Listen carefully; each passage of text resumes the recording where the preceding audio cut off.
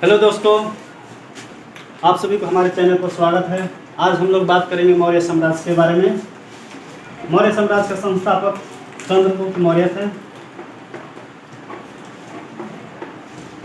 और इनका जन्म 345 ईस्वी पूर्व में हुआ।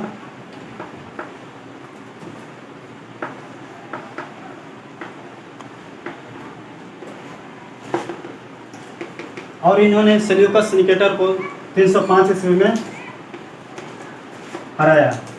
यानी कि सेल्यूकस निकेटर यह एक सिकंदर का सेनापति, थल सेनापति था, जिन्होंने राज करा था। उसी के द्वारा उनको हराया गया। जब सिकंदर घनानंद के साथ लड़ाई कर रहा था, यानी कि नंदवंश के साथ है, तब ही चाणक्य, जो चंद्रगुप्त का गुरु चाणक्य ने घनानंद से मिलने गया तो उन्होंने उसको बेइज्जत किया। यानी कि उसको पगड़ी को हटवा दिया और उसको बाहर करवा दिया, जिसके कारण वो ज़्यादा बेइज्जत होने के कारण उन्होंने ठान लिया था कि अपने चेला को, यानी कि चंद्रगुप्त मौर्य को उस गद्दी पर बैठाने के लिए चाह रहे थे। चंद्रगुप्त मौर्य को चाणक्य ने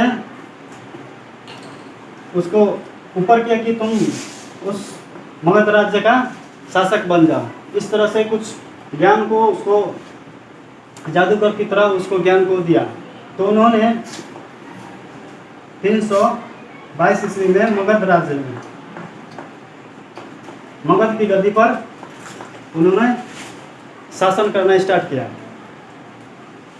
और इनका दो पत्नी थी, जो सेल्यूकस निकेटर के द्वारा उनका बेटी हेलेना, यानी कि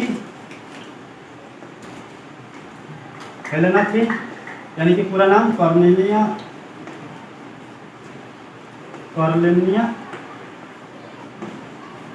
हेलेना थी, और एक दुर्धरा थी। इनका दो पत्नी थी। इन्होंने इनका नाम, जो चंद्रगुप्त मौर्य का नाम पूरे इंडिया में फर्स्ट किंग ऑफ इंडिया के रूप में आता है, और रानी के रूप में दुर्धरा का नाम आता है। इस प्रकार से इन्होंने शासन करना शुरू किया। और चाणक्य, यानी कि चंद्रगुप्त का गुरु चाणक्य थे, जिन्होंने राजनीतिक से संबंधित अर्थशास्त्र को रचना की। चाणक्य का नाम, यानी कि कौटिल्य, इस प्रकार से कुछ नाम था। और हम देखेंगे कि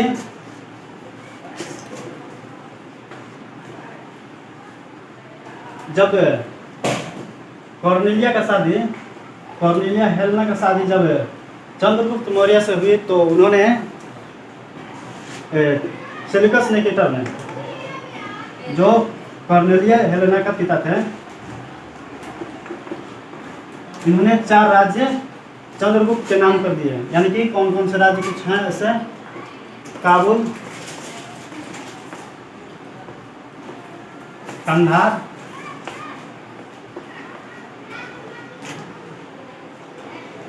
मकरान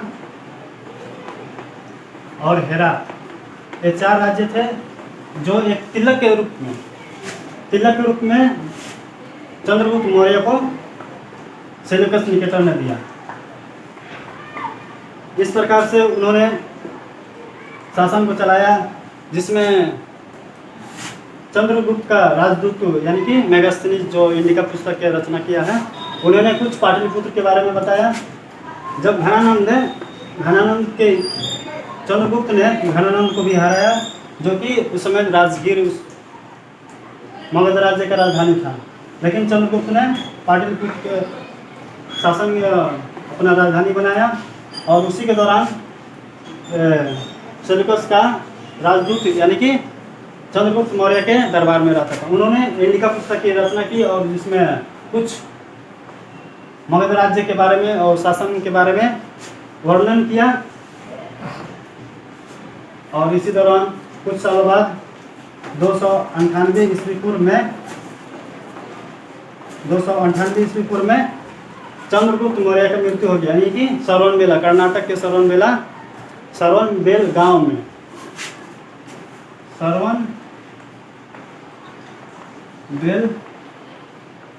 गोला में मृत्यु हो गया उपवास के दौरान।